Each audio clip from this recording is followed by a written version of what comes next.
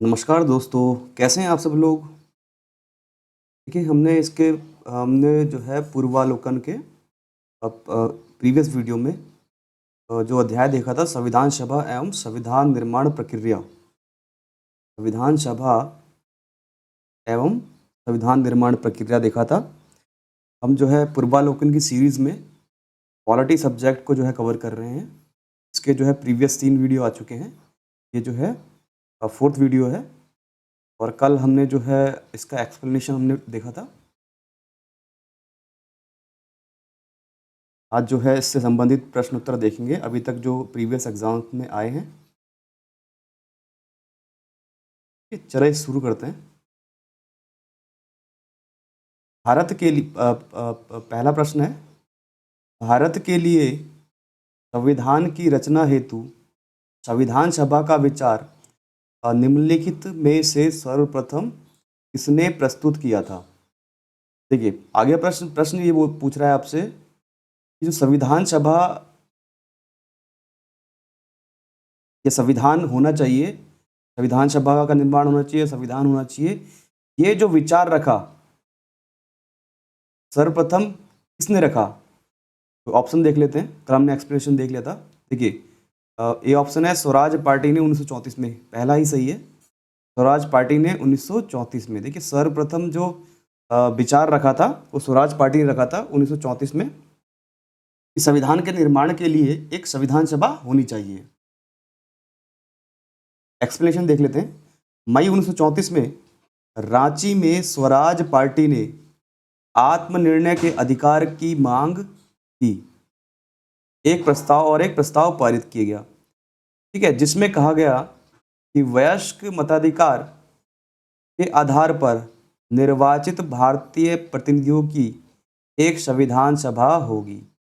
ठीक है, तो इस विचार में उन्होंने रखा एक आत्मनिर्णय का एक प्रस्ताव उन्होंने रखा, मांग रखी कि भाई हम जो है एक अपना संविधान निर्माण करेंगे, उसके लिए एक संविधान सभा जो है होनी चाहिए और उसका जो निर्वाचन होगा वो वयस्क मताधिकार के आधार पर होगा और जो निर्वाचित सदस्य होंगे भारतीयों के प्रतिनिधि होंगे, भारतीय प्रतिनिधि होंगे, भारतीयों के द्वारा चुने जाएंगे। ठीक है, और जो क्या करेंगे, संविधान का निर्माण करेंगे। संविधान सभा के सदस्य होंगे या संविधान सभा जो बनेगी संविधान सभा का निर्माण करेंगे। भारतीयों की ओर से संविधान सभा की मांग करने का यह प्रथम अवसर था। तो सर्वप्रथम जो भारतीयों के लिए एक संविधान की मांग की या संविधान सभा की मांग की, वो सर्वप्रथम स्वराज पार्टी ने की 1934 में। अगला क्वेश्चन देखेंगे। क्वेश्चन नंबर 2 है, स्वतंत्रता के पूर्व के दिनों में प्रारंभ में किसने संविधान निर्मात्री सभा का विचार प्रस्तुत किया था? देखिए यहाँ पे पार्टी नहीं दिया है, यहाँ पे जो है व्यक्ति का नाम दिया गया है, ध्यान रखेंगे। तो इसमें कहा गया है कि स्वतंत्रता के पूर्व वो कौन से व्यक्ति थे जिन्होंने सबसे पहले ये विचार रखा था कि एक संविधान सभा का निर्माण होना चाहिए। ऑप्शन देखिए M N Roy, B R Ambedkar. देखिए एम एन राय, कल एक्सप्लेनेशन में हमने पढ़ लिया था एम एन राय। एम एन राय जी ने जो है सर्वप्रथम विचार रखा था कि संविधान सभा का निर्माण होना चाहिए। आगे चलते हैं।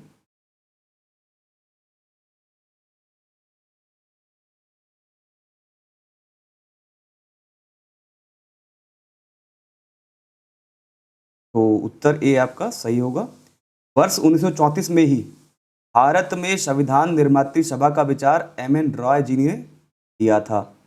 अगर पार्टी पूछे तो स्वराज पार्टी, ठीक है, 1934 में रांची में जो है इन्होंने प्रस्ताव रखा था संविधान सभा के निर्माण के लिए और उसमें कहा गया था कि वयस्क मताधिकार के आधार पर जो है संविधान सभा का निर्माण होना चाहिए। ठीक है, और अगर व्यक्ति की बात करें तो सर्वप्रथम जो है किन्होंने जो है विचार रखा, तो एम एन राय जी ने। आगे देखेंगे प्रश्न संख्या 3, एक निर्वाचित संविधान सभा द्वारा भारत के संविधान का निर्माण करने का प्रस्ताव किया गया था। एक निर्वाचित संविधान सभा द्वारा भारत के संविधान का निर्माण करने का जो प्रस्ताव किया कि भाई एक संविधान सभा का निर्माण होना चाहिए, वो किसने किया? देखिए यहाँ पे मिशन दिए गए हैं, जैसे साइमन कमीशन द्वारा नहीं, भारत सरकार अधिनियम द्वारा नहीं, क्रिप्स मिशन द्वारा, कल हमने इसका एक्सप्रेशन देखा था। क्रिप्स मिशन 1942 की बात है, 1942 में आया था, 1942 में क्रिप्स मिशन आया था, और उसमें ये बात की गई थी कि संविधान सभा एक होनी चाहिए। ठीक है, तो आपका आंसर होगा सी। एक्सप्लेनेशन देख लेते हैं। एक निर्वाचित संविधान सभा द्वारा भारत के संविधान का निर्माण करने का प्रस्ताव सर्वप्रथम क्रिप्स मिशन 1942 द्वारा किया गया था। तो सर्वप्रथम जो प्रस्ताव किया गया था, क्रिप्स मिशन ने इसका प्रस्ताव किया था, और ये उसमें ये बात की गई थी कि द्वितीय विश्व समाप्त होने के बाद भारतीयों के लिए एक संविधान का निर्माण होना चाहिए, ताकि जो है भारतीय अपने जो है आगे जो है देश को चला सके संविधान के द्वारा।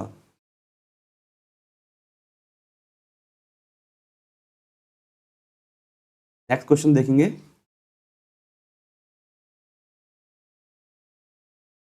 प्रश्न संख्या 4, कैबिनेट मिशन योजना के अंतर्गत, कैबिनेट मिशन योजना, ध्यान रखेंगे, कैबिनेट मिशन योजना के अंतर्गत संविधान निर्मात्री परिषद में प्रत्येक प्रांत को आवंटित सदस्य संख्या निर्धारित करने के लिए एक प्रतिनिधि कितनी जनसंख्या के अनुपात में था? देखिए, कैबिनेट मिशन आया 1946 में, 1946 में, ध्यान रखेंगे, कैबिनेट मिशन आया, कैबिनेट मिशन में 3 सदस्य थे, वो भी बाद में देखेंगे। तो कैबिनेट मिशन में जो है संविधान निर्मात्री परिषद है, उसमें ये बात की गई कि प्रत्येक प्रांत में जो है जनसंख्या के आधार पर जो सदस्य हैं संविधान सभा के लिए वो निर्वाचित होंगे। अब जनसंख्या के आधार पर मतलब कितने व्यक्तियों पर की जनसंख्या के आधार पर जो है एक सदस्य चुना जाएगा, तो ये एक था, हमने एक्सप्लेनेशन में पढ़ा था, आपने देख लिया, 8 लाख, 12 लाख व्यक्ति, या 10 लाख या 15 लाख, तो 10 लाख व्यक्ति, 10 लाख व्यक्तियों पर एक सदस्य चुना जाना था प्रांतों से। तो आंसर आपका बी सही है। कैबिनेट मिशन वर्ष 1946 में भारत आया था। मिशन ने अपनी रिपोर्ट में संविधान सभा के गठन का एक सूत्र प्रस्तुत किया था, जिसके आधार पर संविधान सभा निर्वाचित होनी थी, और प्रांतों का प्रतिनिधित्व, प्रांतों से जो प्रतिनिधि निकलेंगे या जो सदस्य निकलेंगे वो जनसंख्या के आधार पर होने चाहिए। ठीक है, इसके तहत मोटे तौर पर प्रति 10 लाख व्यक्तियों के ऊपर एक प्रतिनिधि का निर्वाचन की व्यवस्था प्रस्तावित थी, यानी 10 लाख व्यक्तियों पे एक प्रतिनिधि या एक सदस्य चुना जाएगा प्रांतों से। और ये बात किसमें कही गई? कैबिनेट मिशन 1946 में। आगे देखेंगे, प्रश्न संख्या 5 है, इन व्यक्तियों में से कौन कैबिनेट मिशन का सदस्य नहीं था? देखिए, कैबिनेट मिशन में 3 सदस्य थे, ठीक है, ध्यान रखेंगे, 3 सदस्य थे, लॉरेंस,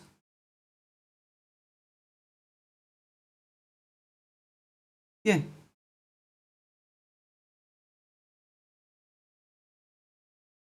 अलेक्जेंडर,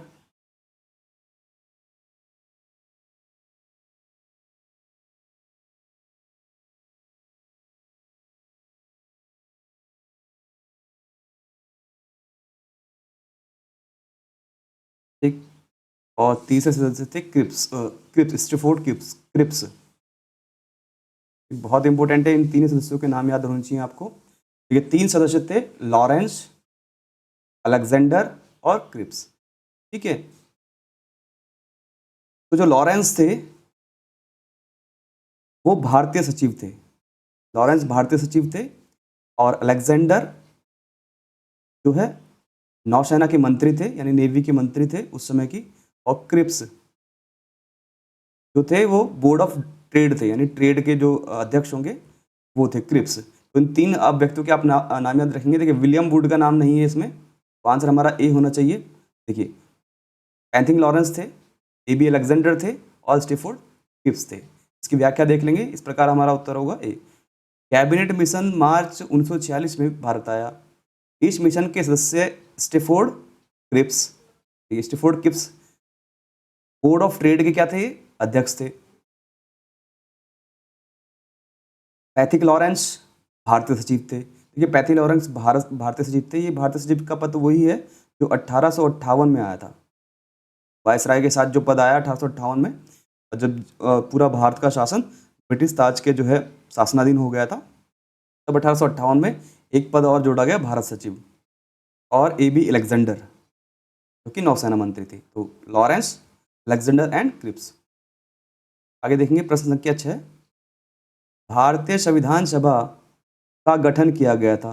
कि भारतीय संविधान सभा का गठन जो है किस मिशन के योजना के तहत किया गया था?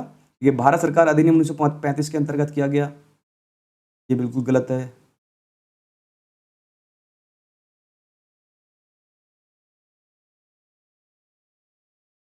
क्रिप्स योजना 1942 के अंतर्गत किया, ये भी नहीं है। क्यों? क्योंकि क्रिप्स में योजना में सिर्फ ये बताया गया था 1942 में कि एक भारत के संविधान निर्माण के लिए एक संविधान सभा होनी चाहिए, वो द्वितीय विश्व युद्ध के बाद, गठन नहीं हुआ था। ठीक है, द्वितीय विश्व के बाद, द्वितीय विश्व युद्ध समाप्त हुआ हमारा 1945 में, 1945 में जो है द्वितीय विश्व समाप्त हुआ। उसके बाद जो है भारत के संविधान के निर्माण के लिए एक संविधान सभा होनी चाहिए, ये बात क्रिप्स मिशन ने की थी, क्रिप्स योजना ने की थी, परंतु संविधान सभा का गठन नहीं किया था।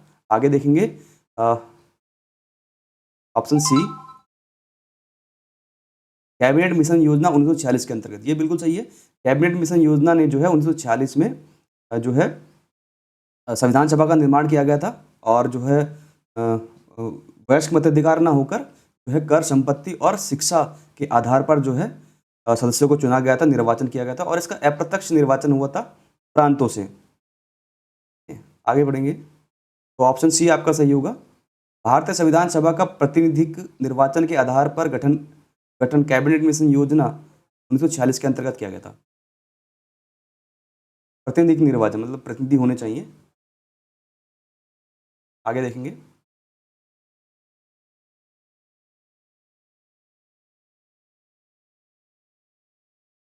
प्रश्न संख्या 7, 1946 में निर्मित अंतरिम सरकार में कार्यपालिका परिषद के उपसभापति कौन थे? देखिए तो बहुत अच्छी तरीके से समझना है। ये बात कर रहे हैं उपसभापति की। देखिए जब 1946 में जब अंतरिम सरकार का गठन हुआ था, तो वैसे तो जो अंतिम सरकार का गठन हुआ 2 सितंबर 1946 को अंतिम सरकार का गठन हुआ। अब अंतरिम सरकार का गठन हुआ तो उसमें जो है जो कार्यालय जो अध्यक्ष थे, कार्यपालिका के परिषद के जो अध्यक्ष थे, अध्यक्ष जो है वायसराय को बनाया गया, जो उस समय वायसराय थे। ठीक है, और उपाध्यक्ष जो बनाया गया वो बनाया गया था जवाहरलाल नेहरू जी को। ठीक है, तो यहाँ पे पूछा जा रहा है आपसे 1946 में निर्मित अंतरिम सरकार में कार्यपालिका परिषद के उपसभापति कौन थे? जवाहरलाल नेहरू जी थे। ठीक है, तो एक अंतरिम सरकार बनाई गई, यानी स्वतंत्रता से पूर्व एक अंतरिम सरकार बनाई गई 2 सितंबर 1946 को, जो है अपना कार्य करना शुरू किया, और उस समय जो अध्यक्ष बनाए गए उस अंतरिम सरकार के, उसके कार्यपालिका के परिषद के, वो थे वायसराय, भारत स्वतंत्र नहीं है अभी, और उपसभापति बनाए गए, जो सभापति बनाए गए वो वायसराय बनाए गए, और उपसभापति बनाए गए जवाहरलाल नेहरू जी। तो हमारा आंसर यहाँ पे होगा ए, उत्तर ए सही होगा। व्याख्या देख लेते हैं। 24 अगस्त 1940 को अंतरिम राष्ट्रीय सरकार की घोषणा इस व्यवस्था के साथ की गई कि अंतरिम सरकार 2 सितंबर 1940 को कार्यभार संभालेगी, यानी 2 सितंबर 1940 से अंतरिम सरकार जो है अपना कार्यभार शुरू कर दिया। वायसराय जो थे, वायसराय देखिए, वायसराय इसमें कार्यपालिका परिषद के पदेन अध्यक्ष थे। वो जो पदेन अध्यक्ष थे कार्यपालिका परिषद के, वो रखे गए वायसराय, तथा जवाहरलाल नेहरू जी को उपाध्यक्ष या उपसभापति बनाया गया था। आगे चलते हैं। प्रश्न संख्या 8, निम्नलिखित में से कौन अगस्त 1946 में गठित प्रथम अंतरिम राष्ट्रीय सरकार का सदस्य नहीं था? तो प्रश्न आपसे ये पूछना चाह रहा है, जब अंतरिम सरकार का गठन हुआ था, वैसे 22 अगस्त को घोषणा हुई थी, और 2 सितंबर 1946 से अंतरिम सरकार ने अपना कार्य करना शुरू कर दिया गया था। उसमें जो अंतरिम सरकार थी उसमें जो है इन ऑप्शंस में कौन से व्यक्ति जो है सदस्य नहीं थे? देखिए, सी राजगोपालाचारी जी थे, डॉक्टर राजेंद्र प्रसाद भी थे और जगजीवन राम भी थे। यहाँ पे सिर्फ डॉक्टर एस राधाकृष्णन जो है अंतरिम सरकार के सदस्य नहीं थे। तो देख लेते हैं। कैबिनेट मिशन योजना के आधार पर 24 अगस्त 1946 की घोषणा के तहत नवनिर्वाचित संविधान सभा से 2 सितंबर 1946 को भारत की अंतरिम सरकार का गठन किया गया था। इसमें सी राजगोपालाचारी, देखिए सी राजगोपालाचारी जी क्या थे? शिक्षा मंत्री थे। उनको जो है कौन सा विभाग दिया गया था?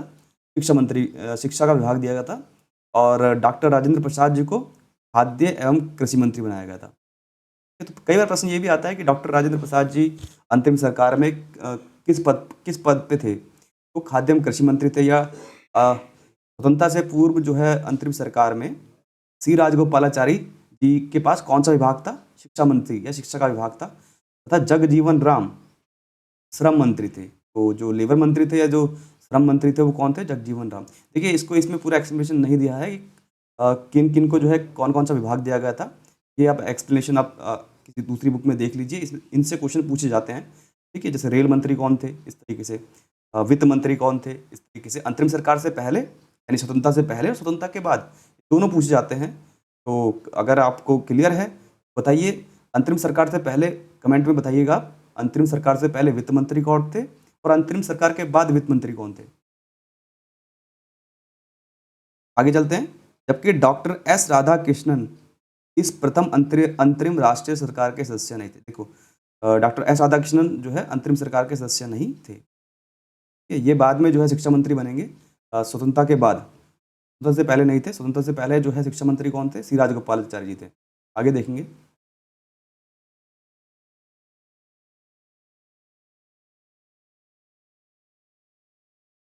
प्रश्न संख्या 9, कथन ए। एक कथन ए क्या कह रहा है आपसे? वेवेल योजना के अनुसार कार्यकारी परिषद में हिंदू और मुस्लिम सदस्यों की संख्या समान होनी थी। पहले तो ये चीज समझेंगे वेवेल योजना क्या है। देखिए, जो है वेवेल जो है वायसराय बने थे 1943 में लिन लिथगो के बाद। तो इससे पहले लिन लिथगो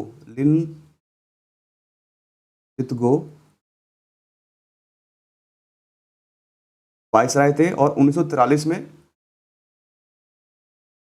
लिन लिथगो के बाद जो वायसराय का पद संभाला वो संभाला वेवेल ने, ठीक है।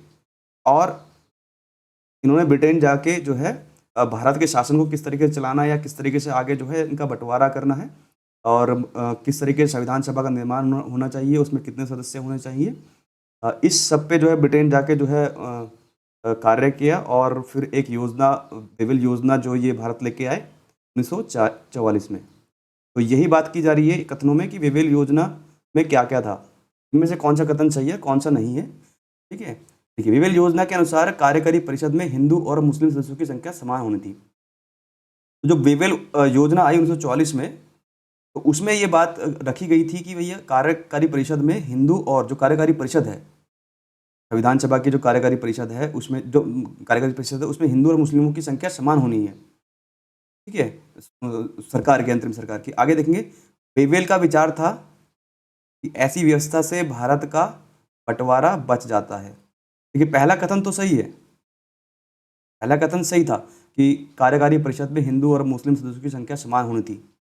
लेकिन दूसरे कथन में ये कहा जा रहा है कि इसलिए ऐसा किया गया, कारण बताया जा रहा है, वेवेल का विचार था कि ऐसी व्यवस्था से भारत का बंटवारा बच जाता।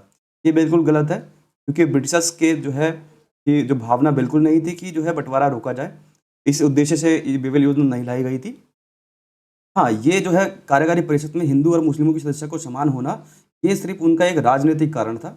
जो राजनीतिक जो अवरोध आ रहे हैं उसको जो है स्पष्ट करने के लिए, या मुस्लिम जो है जो कमेटी है और कांग्रेस कमेटी है उनको साथ लाने के लिए ये योजना लाई गई थी, सिर्फ पॉलिटिकल मुद्दों के लिए, यानी कि राजनीतिक जो अवरोध आ रहा है उसको खत्म करने के लिए। उनके जो है किसी भी उद्देश्य में ऐसा नहीं था कि भारत को बंटवारे से बचाना है, ठीक है। तो कथन और कारण दोनों सही है, ये बिल्कुल गलत है। कथन और कारण दोनों सही है, ये भी गलत है। कथन सही है, देखिए सी देखेंगे, कथन सही है पर कारण गलत है, बिल्कुल सही है, तो हमारा आंसर होगा सी। ठीक है, एक्सप्लेनेशन जो है देखते हैं, इसकी व्याख्या देखते हैं और आपको क्लियर हो जाएगा। ठीक है, समझेंगे इसको। अक्टूबर 1943 में लिनलिथगो के स्थान पर, देखिए लिनलिथगो के स्थान पर 1943 में जो है आर्किबाल्ड वेबेल वेबेल वायसराय तथा गवर्नर जनरल नियुक्त किए गए।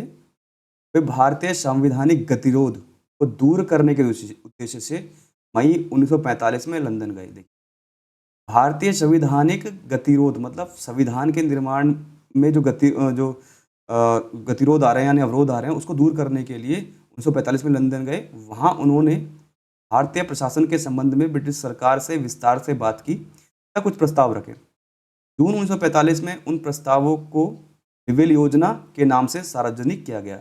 माफी चाहेंगे, विवेल योजना 1945 मानी जाएगी। ठीक है, विवेल योजना के प्रस्तावों में कार्यकारी परिषद में मुसलमान सदस्यों की संख्या हिंदुओं के बराबर होना, ये एक बात कही गई थी उसमें कि जितने मुस्लिम सदस्य होंगे कार्यकारी परिषद में, उतने ही जो है हिंदू सदस्य होने चाहिए। परिषद में वायसराय तथा कमांडर इन चीफ को छोड़कर सभी सदस्यों का भारतीय होना है। दूसरा पॉइंट ये है कि जो कार्यकारी परिषद होगी उसमें जो है जो वायसराय है और कमांडर इन चीफ होगा, वो सिर्फ जो है ब्रिटिशर्स को हो सकता है, लेकिन जो जितने भी सदस्य होंगे वो भारतीय होंगे। शीघ्र ही शिमला में एक सम्मेलन को बुलाया गया।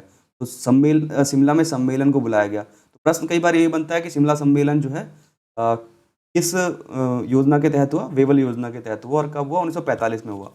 ठीक है, ध्यान रखेंगे 1945 में हुआ, 1945 में हुआ शिमला समझौता और वेवल योजना के तहत हुआ। और उसमें क्या कहा गया था शिमला समझौता में? युद्ध समाप्ति के पश्चात भारतीयों के द्वारा खुद का संविधान बनाया जाना, ये बात उसमें रखी गई थी। जब युद्ध समाप्त हो जाएगा, द्वितीय विश्व युद्ध समाप्त हो जाएगा, उसके बाद जो है भारतीय लोग अपना संविधान जो है स्वयं बना सकते हैं, ये प्रावधान शामिल थे इसमें। तो 3-4 चीज़ें मोस्ट इंपोर्टेंट चीज़ है। एक तो यही वाली वेवल योजना के प्रस्ताव में कार्यकारी परिषद में सदस्य होंगे मुसलमान सदस्यों की संख्या और हिंदू सदस्यों की संख्या बराबर होगी। ठीक है, और सभी सदस्य जो है भारतीय होंगे, केवल वायसराय और कमांडर इन चीफ को छोड़कर। और जब द्वितीय विश्व समाप्त हो जाएगा तो भारतीय अपना जो है संविधान स्वयं बना सकते हैं। आगे देखेंगे। अब देखिए कारण क्या था? विवेल योजना का उद्देश्य राजनीतिक गतिरोध दूर करना था। एक तो संवैधानिक गतिरोध दूर करना और राजनीतिक गतिरोध दूर करना था। ठीक है, ये ध्यान रखेंगे, राजनीतिक गतिरोध दूर करना था। भारत में पूर्ण स्वशासन की दिशा में आगे बढ़ना था। नहीं, भारत को जो है पूर्ण स्वशासन देना है, उस दिशा में आगे बढ़ना था और संवैधानिक गतिरोध दूर करना था। ठीक है, ये था। लेकिन उनका उद्देश्य बिल्कुल ये नहीं था कि जो है बंटवारे को रोका जाए। बस ये था कि एक राजनीतिक कारण था और संवैधानिक कारण था। इसका उद्देश्य कहीं से भी हिंदू मुस्लिम एकता को दृढ़ करना नहीं था। देखो, हिंदू मुस्लिम एकता को दृढ़ करना बिल्कुल भी नहीं था। ठीक है, जिससे भारत का विभाजन रुक सके, ये उनकी कतई भावना नहीं थी। इसलिए हमारा जो है कारण गलत है। आगे देखेंगे।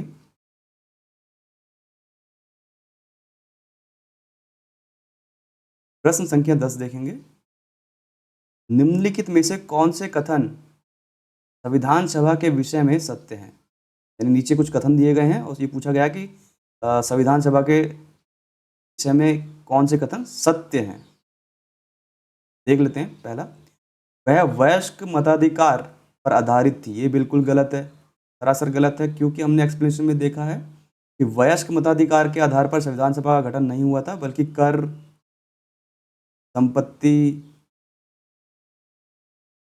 और शिक्षा या शैक्षणिक योग्यता, शिक्षा जो है, इन तीनों चीज़ों के आधार पर जो है जो है निर्वाचन हुआ था सदस्यों का।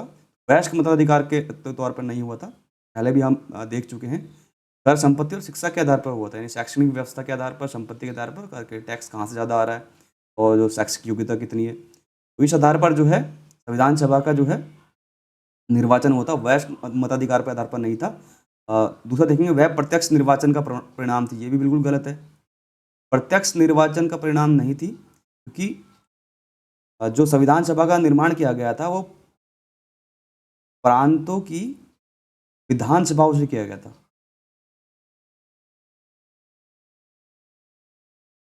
समझ में आ रहा है आपको? ये जो संविधान सभा का निर्माण किया था प्रांतों की विधानसभाओं के प्रतिनिधियों के द्वारा किया गया था। यानी प्रांतों की जो विधानसभाएं हैं वहां से जो है प्रतिनिधि चुन के आए थे, निर्वाचन हुआ था। इसलिए ये जो है प्रत्यक्ष निर्वाचन नहीं था, अप्रत्यक्ष निर्वाचन था।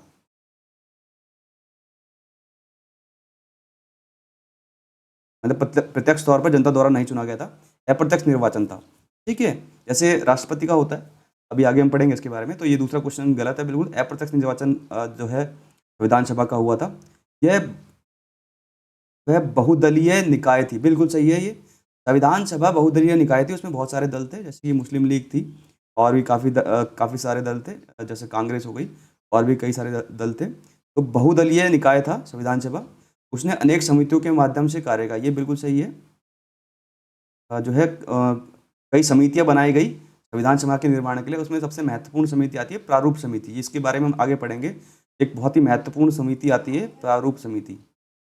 तो कई समितियां बनाई संविधान के निर्माण के लिए, ये भी सही है। तो हमारे आंसर 3 आंसर सही होंगे, 1 2 में देखेंगे 2 3 3 4, तो हमारा उत्तर होगा सी। एक्सप्लेनेशन देख लेते हैं। संविधान सभा के गठन के लिए राज्यों की विधानसभाओं का उपयोग किया गया था, बिल्कुल सही है। राज्य यानी प्रांत, आज हम राज्य बोलते हैं, उसमें प्रांत बोलते थे। उपयोग निर्वाचन मंडल के रूप में किया गया था, यानी निर्वाचन मंडल के रूप में किया गया था। अतः संविधान सभा अप्रत्यक्ष निर्वाचन थी, देखिए, यानी कि अप्रत्यक्ष निर्वाचन हुआ था। इसका निर्वाचन वयस्क मताधिकार पर आधारित बिल्कुल भी नहीं था। ठीक है, संविधान सभा में अनेक दलों के लोग शामिल थे, अनेक दलों के लोग शामिल थे। इस सभा ने अपने कार्यों का संचालन करने के लिए अनेक समितियां बनाई थी, बिल्कुल कई समितियां बना के। ठीक है, तो ये हम व्याख्या देखी, आगे चलते हैं। प्रश्न संख्या 11, भारतीय संविधान सभा के संबंध में निम्नांकित में से कौन से कथन सही है? ये बात की जा रही है यहाँ पे कि कौन से कथन सही है। फिर से वही आगे वयस्क, देखिए पहला दे रहा है वह वयस्क मताधिकार पर आधारित नहीं थी, तो ये सही है, नहीं थी। कर, संपत्ति और शिक्षा के आधार पर थी जो चुनाव हुए सदस्यों का। वह प्रत्यक्ष निर्वाचन का परिणाम थी, गलत है। वह बहुदलीय संरचना नहीं थी, ये भी गलत है। यह कई समितियों के माध्यम से कार्य थी, ये सही है। तो हमारा ए और डी सही है। अब जो है उत्तर देख लेते हैं हम, कौन सा ऑप्शन सही है। देखिए फर्स्ट ही सही है, ए और डी। व्याख्या हम देख चुके हैं, व्याख्या देखने की भी जरूरत नहीं है, क्वेश्चन सेम ही है। प्रश्न संख्या 12 देखेंगे। निम्नलिखित में से संविधान सभा के बारे में गलत कथन कौन सा है? अब अभी तक सही पूछे गए, अब पूछा जा रहा है गलत कथन कौन सा है, देख लेते हैं। पहला है, इसने बड़ी संख्या में, यानी संविधान सभा ने बड़ी संख्या में समितियों की मदद से काम किया। ठीक है, उनमें प्रारूप समिति, देखिए प्रारूप समिति सबसे महत्वपूर्ण थी, ये कथन बिल्कुल सही है। तो ये तो आंसर होगा नहीं, हमारा गलत पूछ रहा है। इसने बड़ी संख्या में समितियों की मदद से काम किया, यानी बहुत सारी समितियां बनाई और तब काम किया। उनमें सबसे जो महत्वपूर्ण समिति थी वो प्रारूप समिति थी, प्रारूप समिति। आगे देखेंगे, अल्पसंख्यक समुदाय जैसे ईसाई, एंग्लो इंडियन और पारसियों को सभी में पर्याप्त प्रतिनिधित्व दिया गया था, ये भी बिल्कुल सही है। सभी को जो है, चाहे वो अल्पसंख्यक समुदाय के हैं, ईसाई हों या एंग्लो इंडियन या पारसी हैं, सभी को पर्याप्त प्रतिनिधित्व, मतलब समान प्रतिनिधित्व दिया गया था उनकी जनसंख्या के आधार पर। आगे देखेंगे, नहीं ये तो गलत हो जाएगा ना, फिर गलत पूछा है तो ये सही है, तो हमारे हिसाब से तो गलत होगा भी। इसका निर्वाचन सार्वभौम वयस्क मताधिकार के आधार पर किया गया, ये बिल्कुल गलत है। वयस्क मताधिकार के आधार पर किया नहीं गया था, ठीक है, अवयस्क मताधिकार पर किया गया था। ठीक है, कर, संपत्ति और शिक्षा, तो आंसर होगा हमारा सी। ये देखिए आंसर उत्तर होगा हमारा सी, गलत पूछा है। तो ये संविधान सभा में नहीं था, ये गलत है, तो इसका मतलब आंसर हमारा सी होगा। फिर भी देख लेते हैं डी को, ये तो वैसे भी गलत हो चुका है। इसकी चुनाव प्रक्रिया 1935 के अधिनियम के 6वीं अनुसूची पर आधारित थी। कर, संपत्ति और शैक्षणिक योग्यता के कारण मताधिकार सीमित था, ये सही है बिल्कुल। जो जो चुनाव प्रक्रिया जो है 1935 के अधिनियम पर आधारित थी। आगे देखेंगे, संविधान सभा के सदस्यों का निर्वाचन प्रांतीय विधानसभाओं के सदस्यों द्वारा अप्रत्यक्ष निर्वाचन था, ना कि सार्वभौम वयस्क मताधिकार के आधार पर, नहीं था, ठीक है, प्रत्यक्ष निर्वाचन नहीं था। कर, संपत्ति और शैक्षणिक योग्यता के आधार पर मताधिकार प्रदान किया गया था। सभी को मताधिकार प्राप्त नहीं था। देखिए, सभी को मताधिकार प्राप्त नहीं था। कर, संपत्ति और शैक्षणिक योग्यता के आधार पर। और तो इसकी जो चुनाव प्रक्रिया थी 1935 के अधिनियम के 6ठी अनुसूची के आधार पर की गई थी। यानी जो कर, संपत्ति, शैक्षणिक योग्यता के आधार पर जो मताधिकार होना, ये 1935 में कहा गया था। आगे देखेंगे प्रश्न संख्या 13।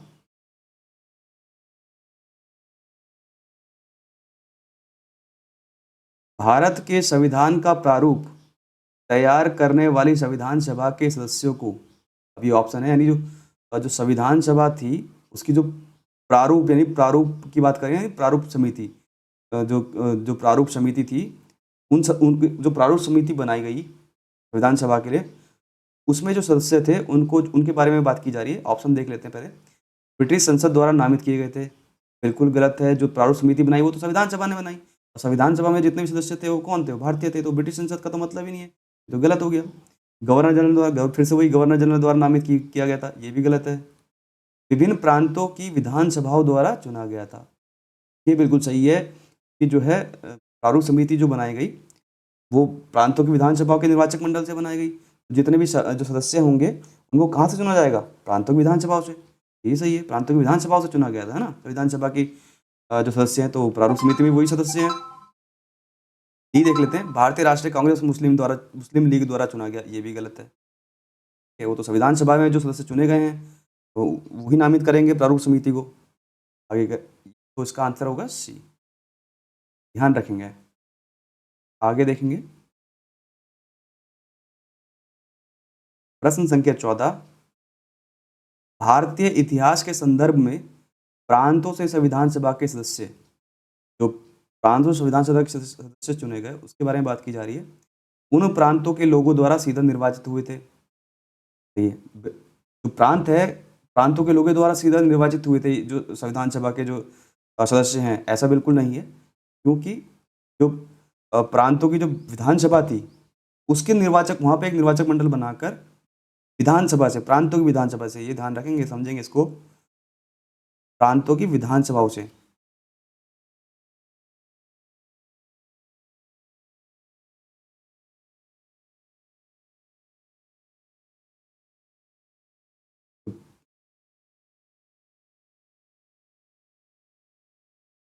प्रांतों की विधानसभा थी, वहाँ से सदस्य जो है सदस्य निर्वाचित किए गए थे, जो है बिल्कुल डायरेक्टली जो है जनता के द्वारा नहीं चुने गए थे, सीधे जो है लोगों द्वारा नहीं चुने गए थे, इसीलिए अप्रत्यक्ष जो है इसका परिणाम था, यानी अप्रत्यक्ष चुनाव हुए थे। तो पहला तो गलत है। बी देखेंगे, भारतीय राष्ट्रीय कांग्रेस तथा मुस्लिम लीग द्वारा नामित किए गए थे, ये पहले भी देख चुके हैं हम, बिल्कुल गलत है। प्रांतीय विधानसभा द्वारा निर्वाचित हुए, ये देखिए ये सही है, प्रांतीय विधानसभा द्वारा निर्वाचित हुए थे, संविधान सभा के सदस्य थे। ये तो वैसे ही गलत हो जाता है फिर, सरकार द्वारा संवैधानिक मामलों में उनकी विशेषता के लिए चुने गए थे, बिल्कुल तो होगा हमारा सी। आगे देखेंगे प्रश्न संख्या 15। संख्या 15, संविधान सभा में सदस्यों का चुनाव कैसे हुआ था? देखिए बिल्कुल सही पूछ रहा है कि संविधान सभा के सदस्य चुने गए तो कैसे चुने गए? एक तो अप्रत्यक्ष चुने गए और प्रांतों की विधानसभाओं से चुने गए, ठीक है, और अवयस्क मताधिकार के आधार पर चुने गए, तो सीधे जनता द्वारा चुने गए थे, बिल्कुल नहीं। अभी हमने बात की प्रांतों की विधानसभाओं से चुने गए। भारतीय राष्ट्रीय कांग्रेस के नामांकन द्वारा, नहीं। भारतीय राज्यों के शासकों के नामांकन द्वारा, बिल्कुल गलत।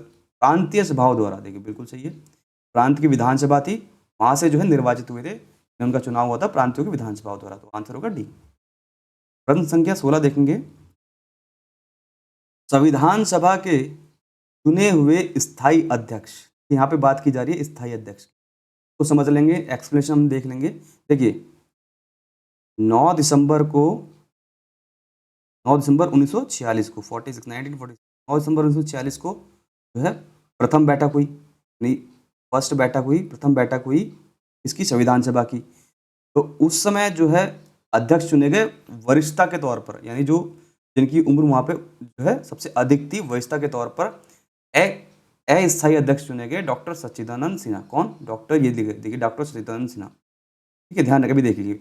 और 11 दिसंबर 1946 को फिर से चुनाव हुए, किसके? अध्यक्ष के जो है चुनाव हुए, और वहां पे स्थायी तौर पर, ये तो अस्थायी हो गए, ये अस्थायी हैं, अस्थायी, और 11 दिसंबर 1946 को स्थायी तौर पर चुना गया था, स्थायी तौर पर।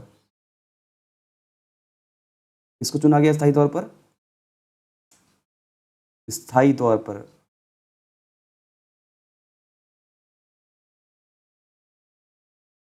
स्थायी तौर पर किसको चुना गया था? डॉक्टर राजेंद्र प्रसाद जी को चुना गया था। यहाँ पे पूछा जा रहा है आपसे स्थायी अध्यक्ष, स्थायी अध्यक्ष कौन होंगे? डॉक्टर राजेंद्र प्रसाद। देखिए व्याख्या देखेंगे। 9 दिसंबर 1940 को संविधान सभा की प्रथम बैठक की अध्यक्षता अस्थायी अध्यक्ष, देखिए अस्थायी अध्यक्ष डॉक्टर सच्चिदानंद सिन्हा जी ने की थी, और 11 दिसंबर 1946 को संविधान सभा ने डॉक्टर राजेंद्र प्रसाद को निर्विरोध संविधान सभा के स्थायी अध्यक्ष के रूप में निर्वाचित किया। आगे देखेंगे प्रश्न संख्या 17। संविधान सभा की प्रथम बैठक की अध्यक्षता किसने की थी? अभी हमने बताया 9 दिसंबर 1940 को संविधान सभा की प्रथम बैठक हुई, और उसमें जो है वरिष्ठता के आधार पर अस्थायी अध्यक्ष चुने गए थे। कौन? डॉक्टर सच्चिदानंद सिन्हा। प्रश्न संख्या 18। भारतीय संविधान सभा के उद्घाटन, भारतीय संविधान सभा के उद्घाटन अधिवेशन की अध्यक्षता किसने की? वही पूछ रहे हैं, किसने? वही उद्घाटन मतलब जब 9 दिसंबर 1946 को पहली बैठक हुई तो उद्घाटन हुआ, तो पहले अध्यक्ष कौन बने? डॉक्टर सच्चिदानंद सिन्हा बने, ठीक है। और बाद में 11 दिसंबर 1946 को चुनाव हुए अध्यक्ष के लिए, फिर डॉक्टर राजेंद्र प्रसाद जी को स्थायी अध्यक्ष बनाया गया।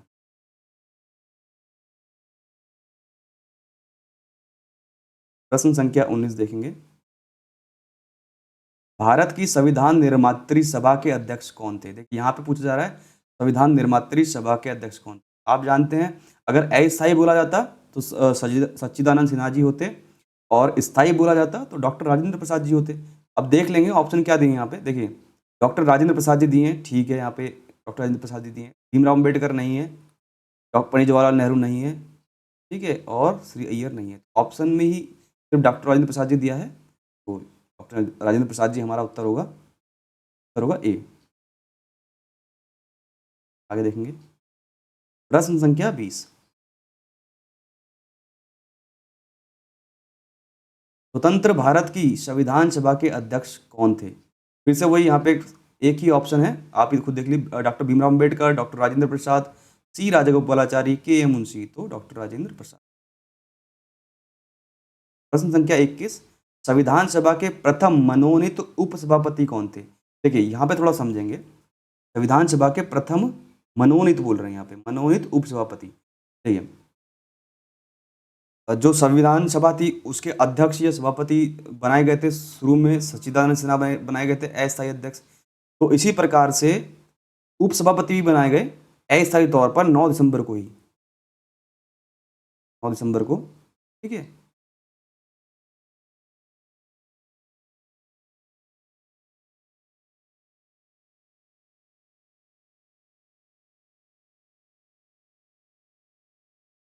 नौ दिसंबर को उपसभापति बनाए गए, ठीक है।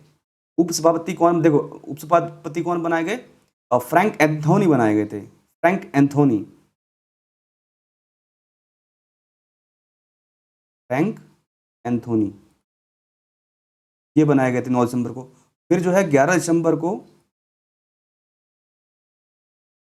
जो है, ये तो फ्रैंक एंथोनी तो मनोनीत थे, जिस प्रकार से अस्थायी अध्यक्ष सच्चिदानंद सिन्हा थे, ऐसे ही फ्रैंक एंथोनी जो है मनोनीत थे। और फिर जो है स्थायी उपसभापति बनाए गए, वो बनाए गए एच.सी. मुखर्जी, ठीक है, ध्यान रखेंगे, एच.सी. मुखर्जी।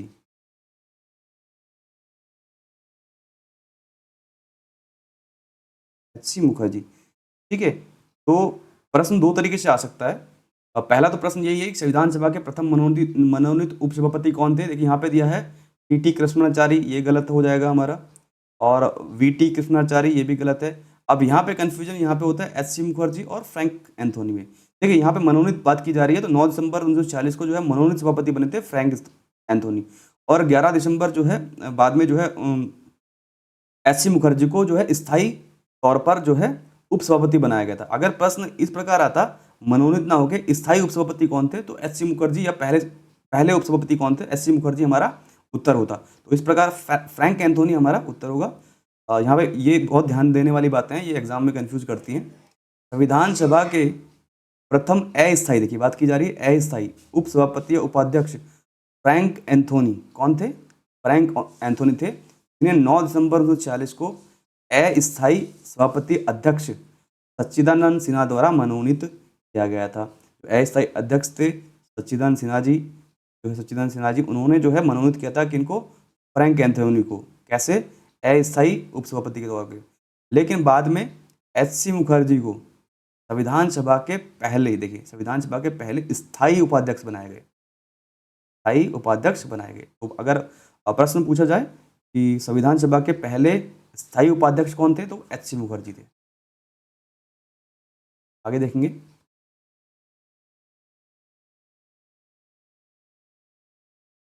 प्रश्न संख्या 22, भारतीय संविधान सभा की स्थापना की गई थी। ठीक है, भारतीय संविधान सभा की स्थापना की गई थी। ठीक है, 9 दिसंबर 1940 को पहली बैठक हुई, तो संविधान सभा की स्थापना भी जो है 9 दिसंबर 1940 को मानी जाएगी। ऑप्शन बी हमारा सही होगा, 9 दिसंबर 1940 को। पहली बैठक भी 9 दिसंबर 1940 को हुई, तो संविधान सभा की स्थापना भी यहीं से मानी जाएगी। भारतीय संविधान सभा की स्थापना 9 दिसंबर 1940 को उसकी प्रथम बैठक के आरंभ होने के साथ हुई थी। आंसर होगा आपका 9 दिसंबर 1940। प्रश्न संख्या 23 देखेंगे, संविधान सभा की प्रथम बैठक कब हुई, फिर से वही 9 दिसंबर 1946। आगे देखेंगे, प्रश्न संख्या 24 देखेंगे, संविधान सभा का गठन कब हुआ, फिर से वही दिसंबर 1946। देखिए दिसंबर 1946 यानी 9 दिसंबर 1900। प्रश्न संख्या 25, भारत की संविधान सभा का प्रथम अधिवेशन कब शुरू हुआ। देखिए 10 जून 1940, 9 दिसंबर 1940 यहाँ पे ऑप्शन है, तो बी हमारा आंसर होगा 9 दिसंबर 1940। कितनी बार आया देखिए प्रश्न।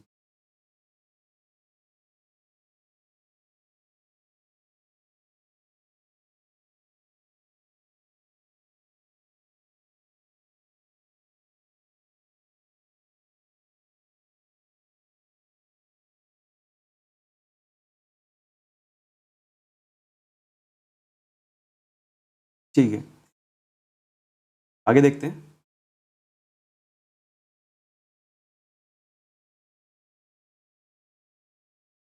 बी उत्तर होगा हमारा।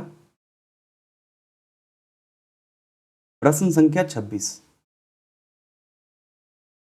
भारतीय संविधान सभा की पहली बैठक कब हुई, फिर से वही 9 दिसंबर 1946। प्रश्न संख्या 27, भारत के को एक संविधान देने का प्रस्ताव संविधान सभा द्वारा पारित किया गया था। देखिए ये बहुत इंपॉर्टेंट प्रश्न है, इसको देखेंगे ध्यान से और समझेंगे कि प्रश्न आपसे क्या पूछना चाह रहा है। ठीक है, भारत को एक संविधान देने का प्रस्ताव, जो संविधान होना चाहिए भारत का एक, ये प्रस्ताव संविधान सभा द्वारा कब पारित किया गया था, ये ध्यान रखेंगे। क्योंकि यहाँ पे दिया है 22 जनवरी 1946, 22 जनवरी 1947, फरवरी 20 फरवरी 1947 और 26 जुलाई 1946। देखिए इसकी चीज़ को समझेंगे। पहले ये कहना क्या चाह रहा है, ये कहना चाह रहा है जो प्रस्ताव है, यानी प्रस्ताव, उद्देश्य प्रस्ताव रखा गया था, एक उद्देश्य प्रस्ताव।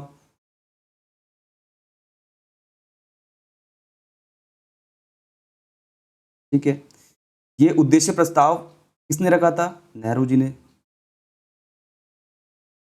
कब रखा था,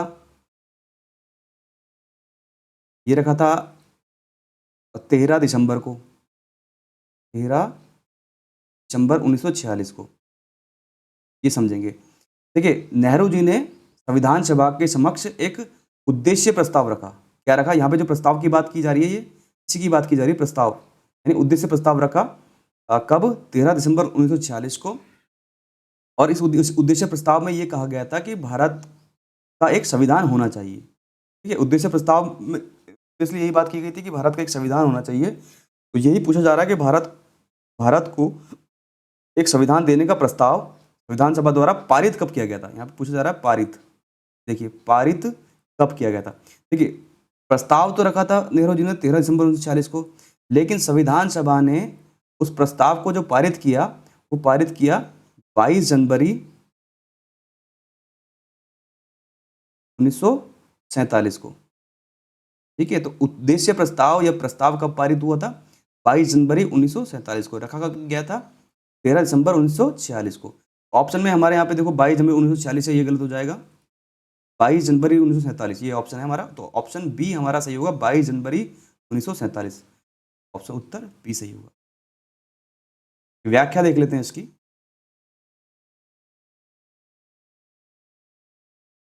22 जनवरी 1947 को संविधान सभा द्वारा भारत को एक संविधान देने का उद्देश्य प्रस्ताव, ये देखिए, उद्देश्य प्रस्ताव पारित किया गया। उद्देश्य प्रस्ताव को 13 दिसंबर 1946 को, यानी जो तीसरी बैठक हुई थी संविधान सभा की, 13 दिसंबर 1946 को संविधान सभा में जवाहरलाल नेहरू जी द्वारा पेश किया गया था। और आगे चलकर यही उद्देश्य प्रस्ताव, देखिए यही उद्देश्य प्रस्ताव प्रस्तावना का प्रारूप बना, यानी कि जो प्रस्तावना है हम भारत के लोग, यही इसी से जो है उद्देश्य प्रस्ताव से ही प्रस्तावना बनी है आगे। ठीक है, आगे देखेंगे प्रश्न संख्या 28। संविधान सभा के सम्मुख संविधान की प्रस्तावना का प्रस्ताव किसने रखा था? फिर से वही है, सभा के सम्मुख संविधान की प्रस्तावना का प्रस्ताव, यानी उद्देश्य प्रस्ताव की बात की जा रही है, ये किसने रखा था? जवाहरलाल नेहरू जी ने। बहुत इंपॉर्टेंट प्रश्न है, घुमा के पूछा गया है। संविधान की प्रस्तावना, उद्देश्य प्रस्ताव की जगह संविधान की प्रस्तावना पूछ लिया है, और प्रस्तावना किससे बनी थी? उद्देश्य प्रस्ताव से बनी थी। तो सीधा सीधा ये पूछा जा रहा है कि उद्देश्य प्रस्ताव किसने रखा? जवाहरलाल नेहरू जी ने रखा। कब रखा? 13 दिसंबर 1946 को। पारित कब हुआ? 22 जनवरी 1947 को। तो सर ए हमारा सही होगा। ये देख लेते हैं प्रश्न संख्या 29। संविधान सभा में उद्देश्य प्रस्ताव निम्न में से किस एक के द्वारा प्रस्तुत किया गया? फिर से वही क्वेश्चन आ गया, पंडित जवाहरलाल नेहरू जी द्वारा रखा गया था। आगे देखेंगे प्रश्न संख्या 30। प्रश्न संख्या 30, भारतीय संविधान के निर्माण से संबंधित निम्नलिखित कथनों में से कौन सा सही है? देखिए, संविधान के निर्माण से संबंधित जो कथन है नीचे दिए गए हैं, तो कौन सा सही है ये पूछा गया है, कौन सा सही है। देखेंगे, पहला है पंडित नेहरू के उद्देश्य प्रस्ताव का जो संविधान सभा द्वारा स्वीकार किया गया था, संविधान के निर्माण पर असर था। बिल्कुल सही बात है। और जो नेहरू जी ने जो उद्देश्य प्रस्ताव रखा था, वही तो बाद में जाके प्रस्तावना बनी थी, तो उसका पूरा असर जो है पड़ा था उद्देश्य प्रस्ताव का संविधान के निर्माण में। तो ये प्रश्न बिल्कुल सही है, कथन बिल्कुल सही है। आगे देखेंगे, उद्देश्य का बहुत महत्वपूर्ण उद्देश्य की पूर्ति करती है, ये भी बिल्कुल सही है। जो उद्देश्य जो प्रस्तावना है बहुत ज़्यादा महत्वपूर्ण है। प्रस्तावना हमारे प्रियम्बल जो है, हमारा जो स्टार्ट होता है हम भारत के लोग, ये जो प्रस्तावना है बहुत ही ज़्यादा महत्वपूर्ण है, क्योंकि पूरी संविधान को इसमें रखा गया है, एक सार रखा गया है पूरा। उद्देश्य का जो है बहुत महत्वपूर्ण है, उद्देश्य को पूर्ति करती है, ये सही है। संविधान को, अगला देखेंगे, संविधान को भारत के लोगों ने आदेशित किया है। अब इसको समझेंगे। देखिए, ये पूछ रहा है भारत के लोगों ने आदेशित किया है। भारत के लोगों ने आदेशित किया है, जब आप प्रस्तावना पढ़ेंगे तो प्रस्तावना शुरू ही इस कथन से शुरू होती है, हम भारत के लोग, हम भारत के लोग। ठीक है, कहने का मतलब है जो प्रस्तावना है, जो संविधान बनाया जा रहा है, वो किसके द्वारा बनाया जा रहा है? हम भारत के लोगों के द्वारा बनाया जा रहा है। तो लोगों के द्वारा आदेशित थी, भारत के लोगों के द्वारा आदेशित थी, बिल्कुल सही है। अगला देखेंगे, राज्य के मुखिया को, देखिए राज्य के मुखिया को लोग प्रत्यक्ष रूप से निर्वाचित करते हैं, ये बिल्कुल गलत है। देखिए, राज्य के मुखिया को लोग, मुखिया समझेंगे, मुखिया किसकी बात की जा रही है यहाँ पे? कि मुखिया बात की जा रही है राष्ट्रपति जी की।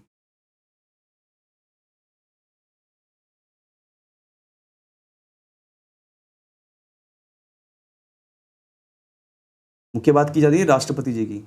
ठीक है, तो राष्ट्रपति जी का जो निर्वाचन होता है, वो प्रत्यक्ष रूप से जनता के द्वारा नहीं होता है। जो राष्ट्रपति जी का निर्वाचन होता है वो संसद और विधानसभाओं द्वारा होता है राज्य की। ठीक है, तो संसद में और विधानसभा में जो जनता के प्रतिनिधि चुने गए हैं इनके द्वारा राष्ट्रपति का निर्वाचन होता है, यानी कि अप्रत्यक्ष तौर पर होता है, प्रत्यक्ष तौर पर जनता के द्वारा नहीं होता है। तो यहाँ पे बात कही जा रही है कि राज्य के मुखिया के लोग प्रत्यक्ष रूप से निर्वाचित करते हैं, ये बिल्कुल गलत है। तो ऑप्शन हमारे सही होंगे 1, 2, 3।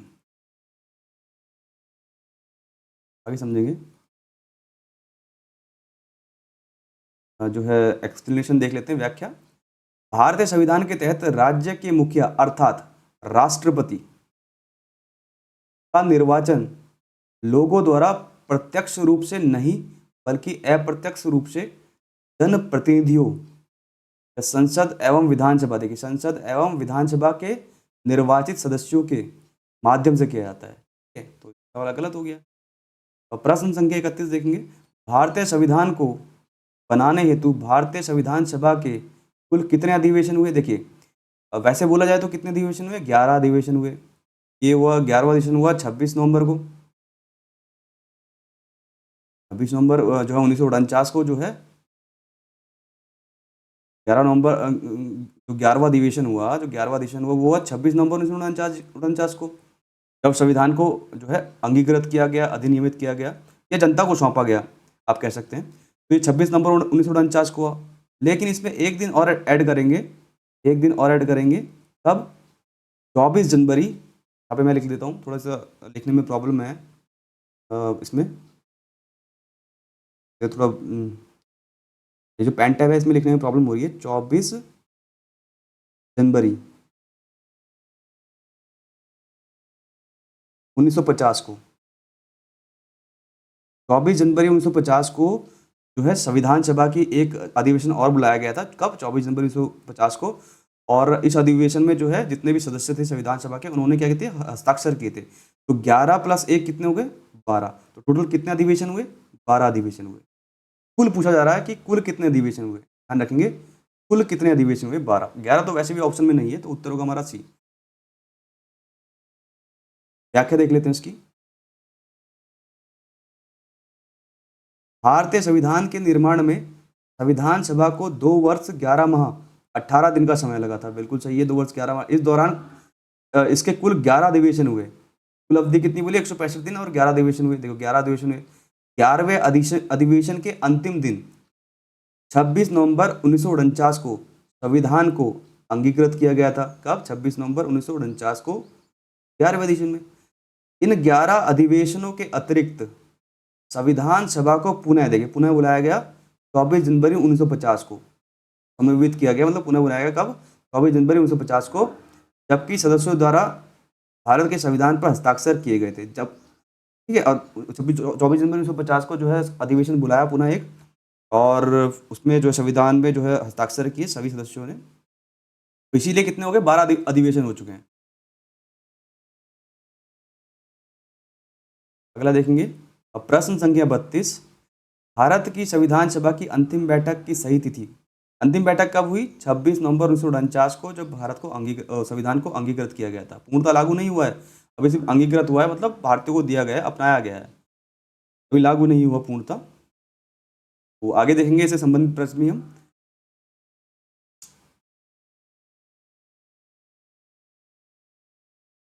प्रश्न संख्या 33 देखेंगे।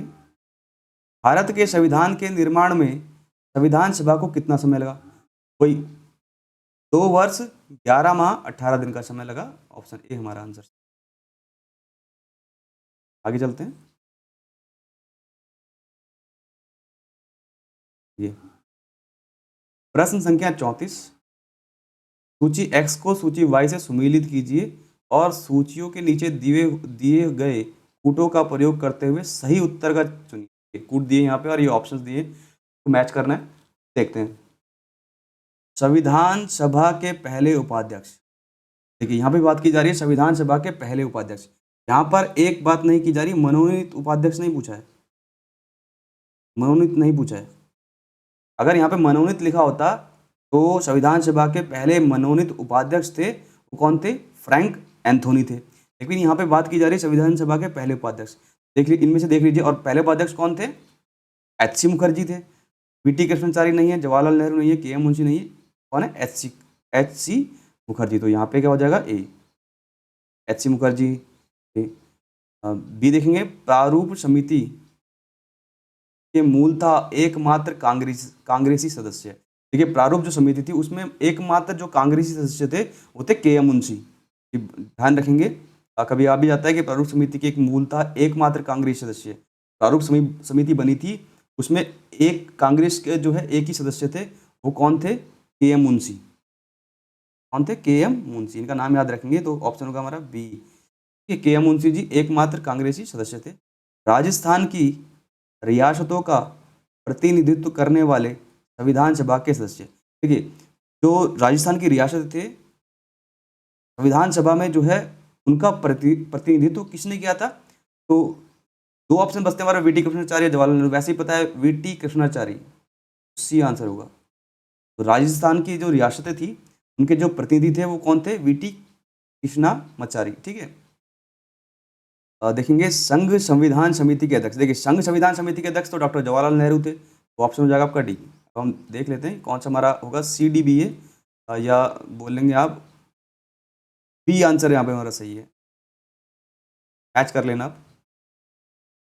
आगे देखेंगे, प्रस्तावना व्याख्या देख लेते हैं। संविधान सभा के पहले उपाध्यक्ष कौन थे? H C Mukherjee.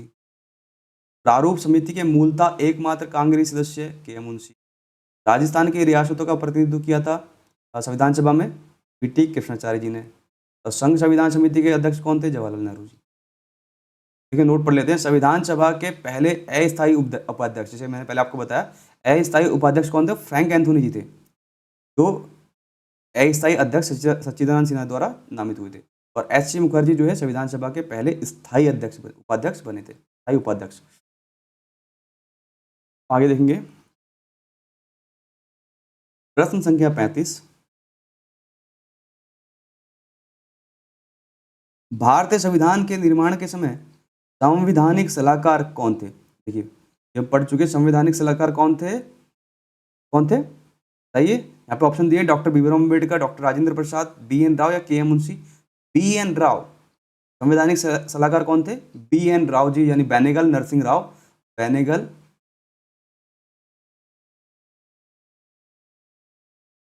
बेनेगल नरसिंह राव। बेनेगल नरसिंह राव जी जो थे, ये क्या थे? बी एन राव जी क्या थे? संवैधानिक सलाहकार थे। तो ऑप्शन सी हमारा आंसर सही है। भारतीय संविधान के निर्माण के समय बेनेगल नरसिंह राव, बी एन राव जी संवैधानिक सलाहकार नियुक्त किए गए थे।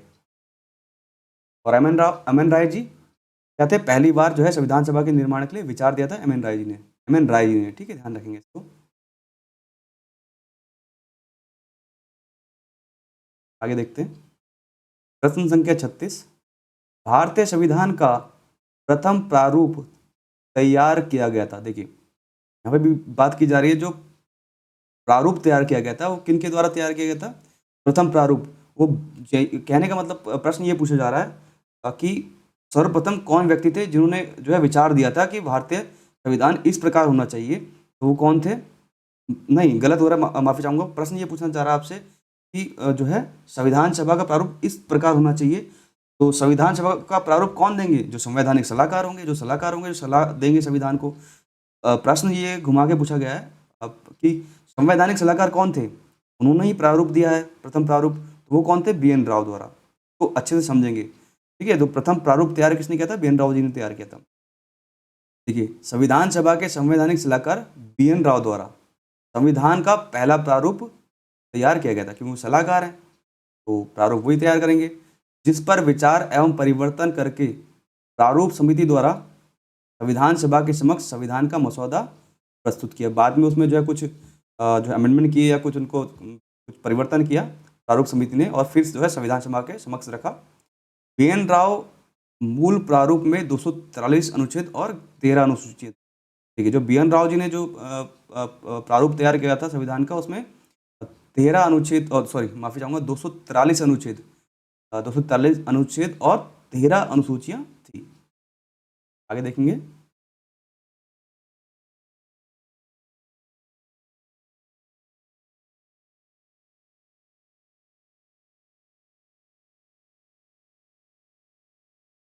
आगे देखेंगे प्रश्न संख्या,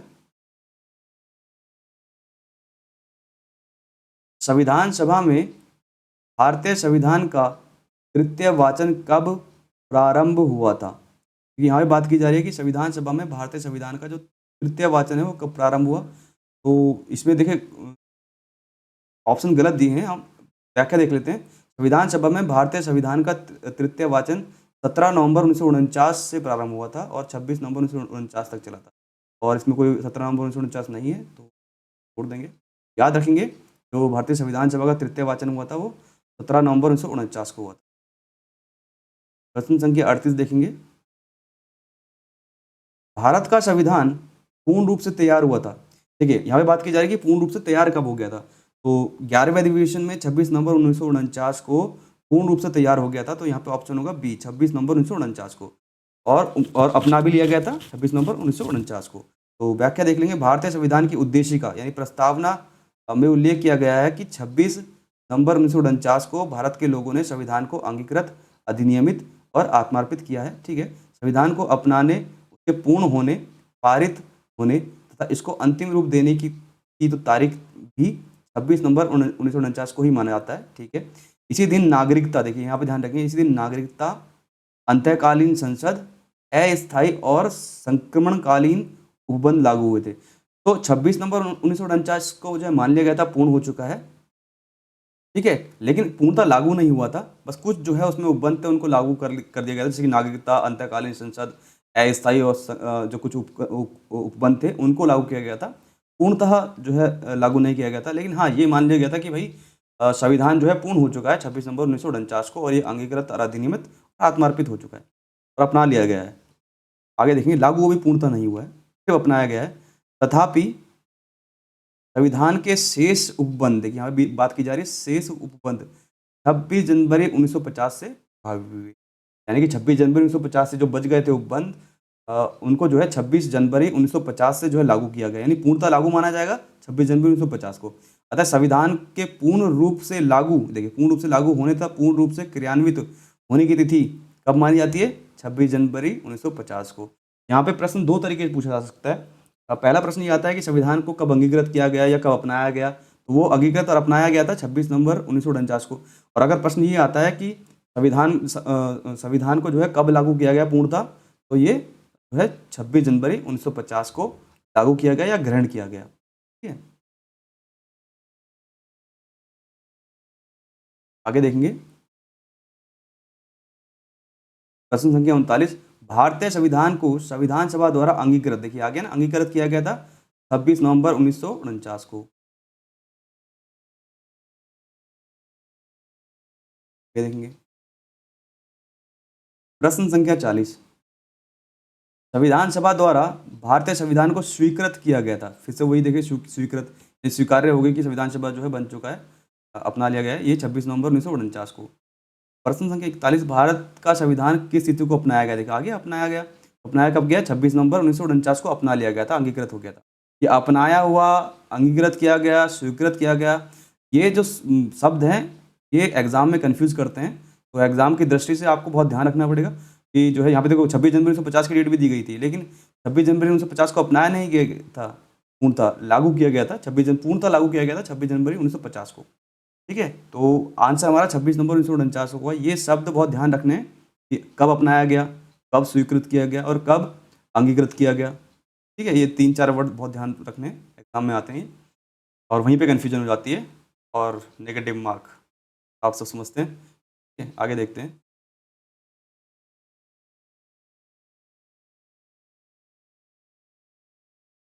प्रश्न संख्या 42।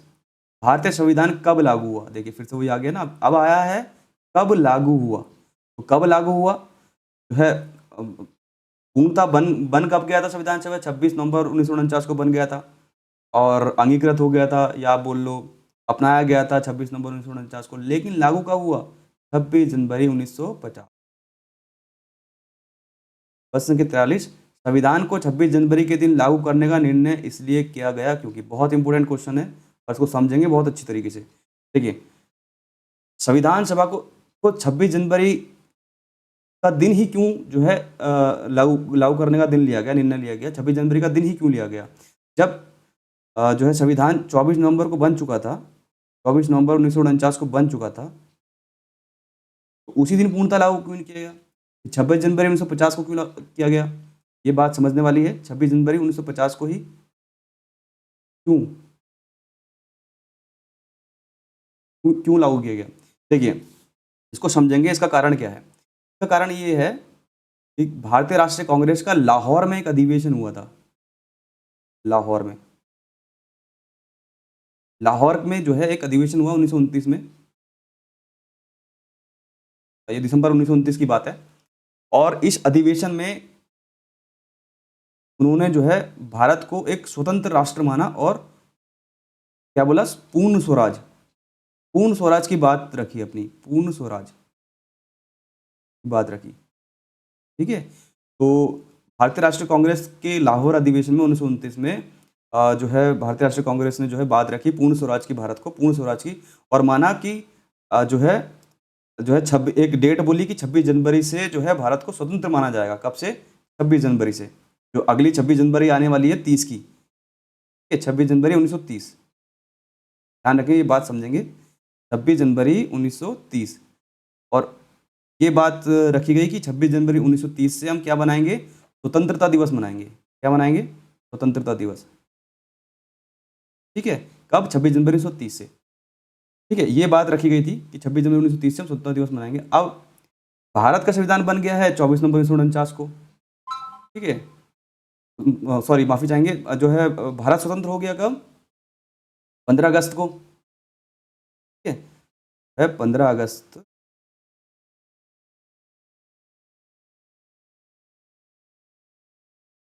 पेन टैब नया है तो इसमें लिखने में प्रॉब्लम हो रही है।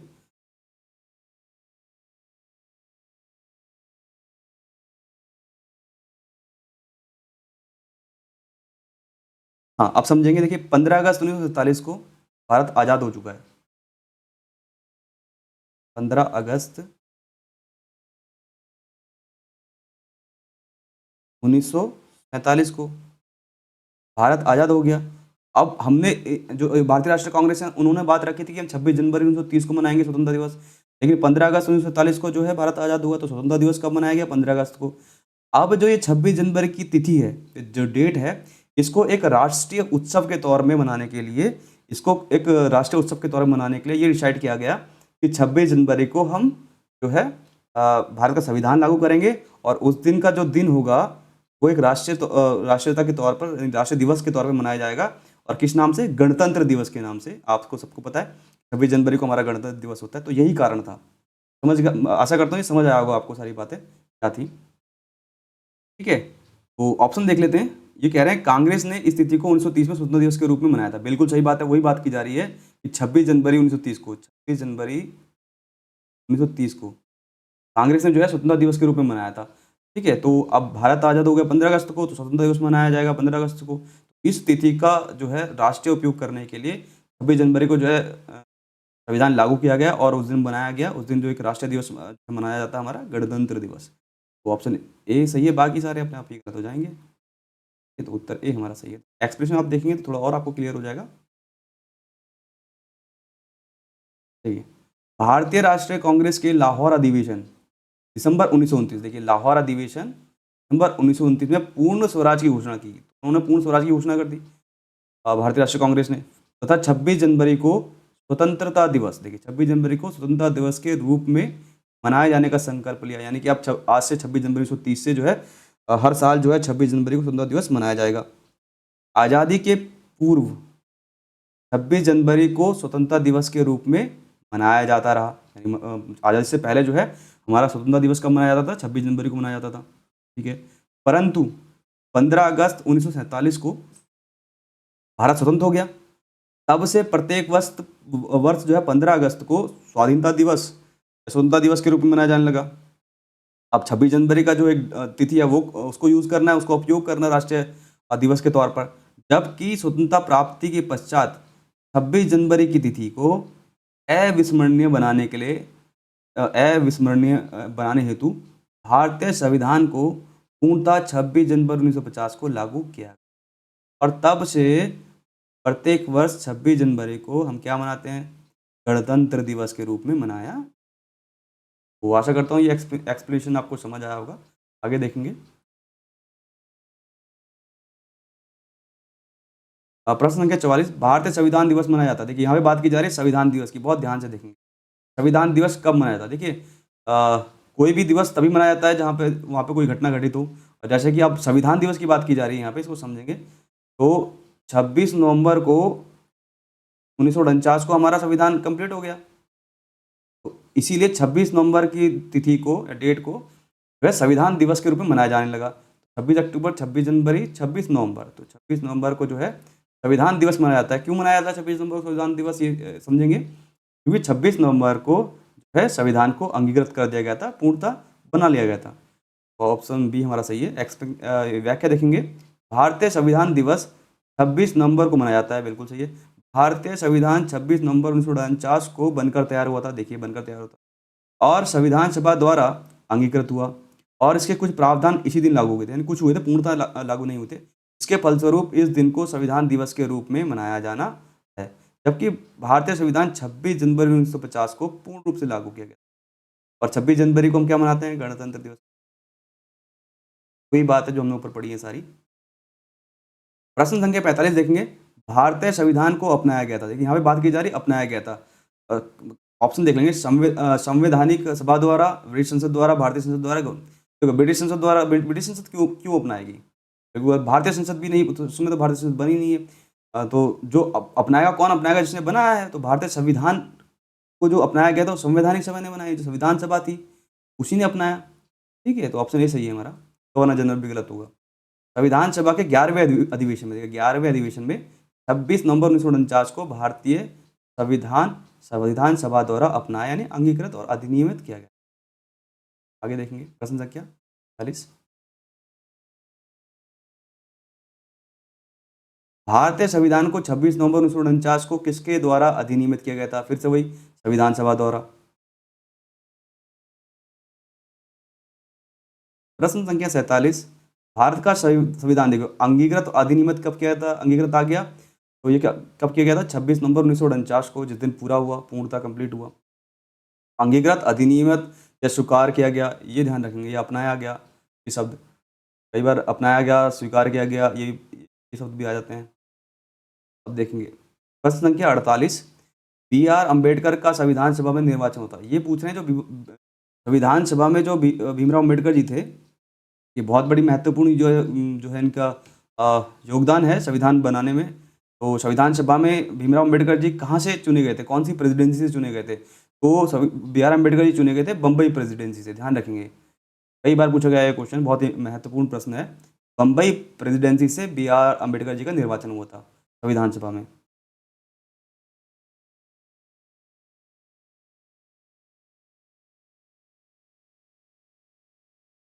की व्याख्या देखते हैं इस प्रश्न की।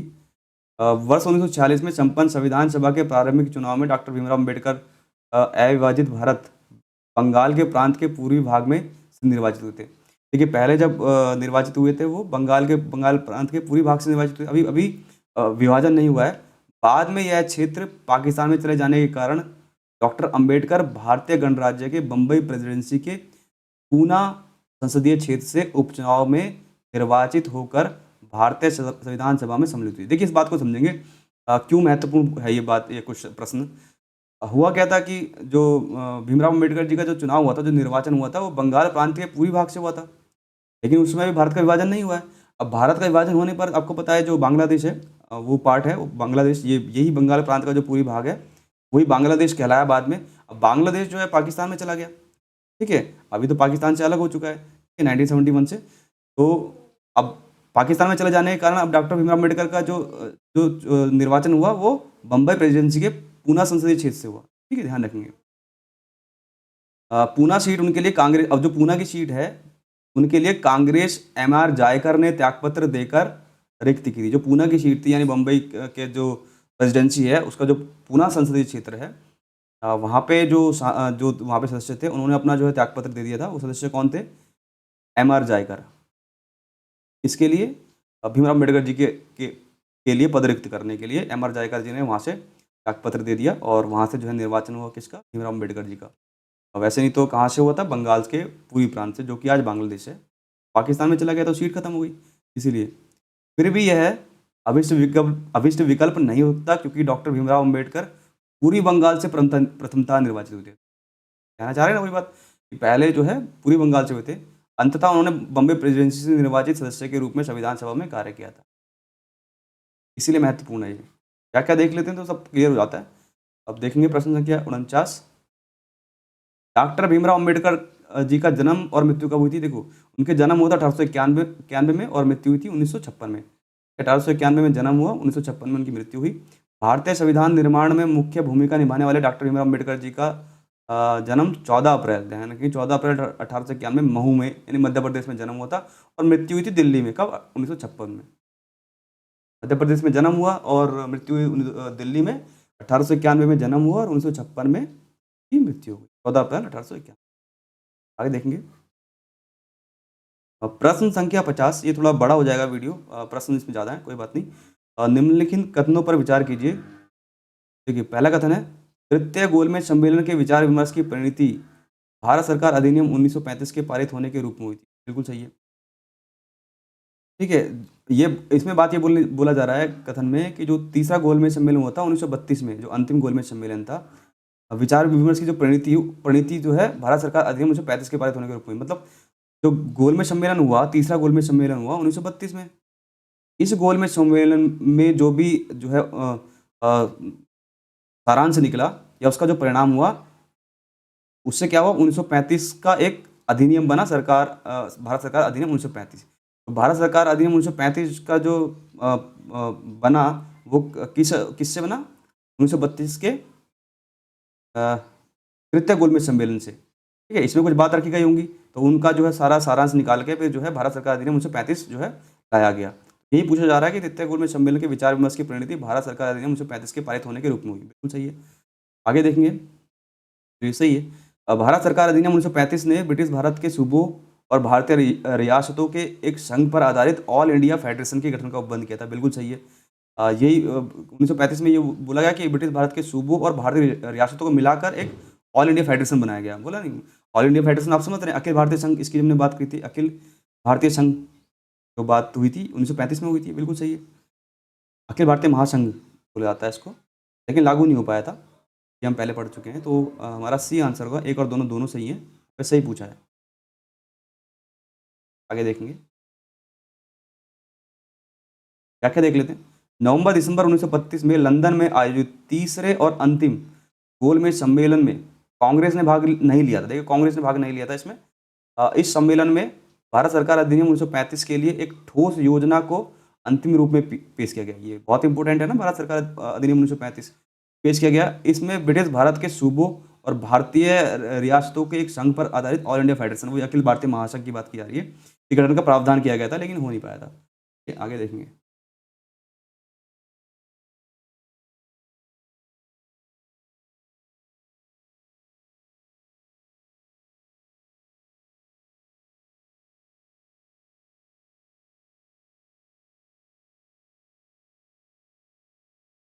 प्रश्न संख्या 51 देख लेंगे।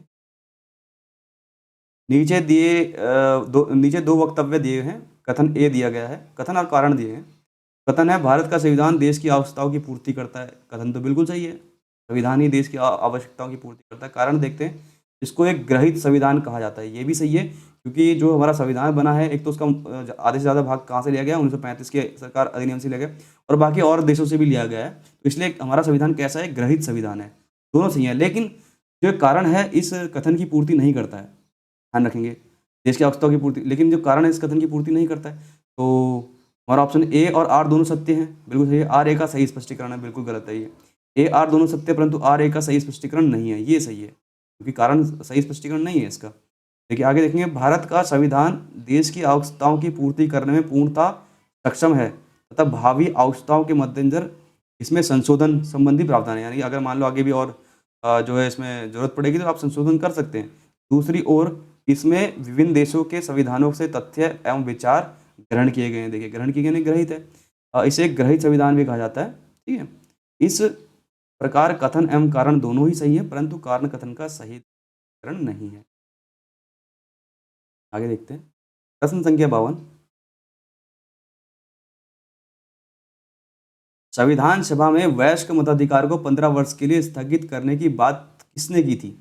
प्रश्न ये पूछा जा रहा है कि संविधान सभा को वयस्क मताधिकार को 15 वर्ष के लिए स्थगित, यानी 15 साल के लिए जो है वयस्क मताधिकार के आधार पर नहीं होना चाहिए, ये बात किसने कही थी? तो ये बात की थी मौलाना अब्दुल कलाम आज़ाद जी ने। तो ये 15 साल तक ये जो है अवयस्क मताधिकार के आधार पर जो है इलेक्शन होना चाहिए या चुनाव होने चाहिए, ये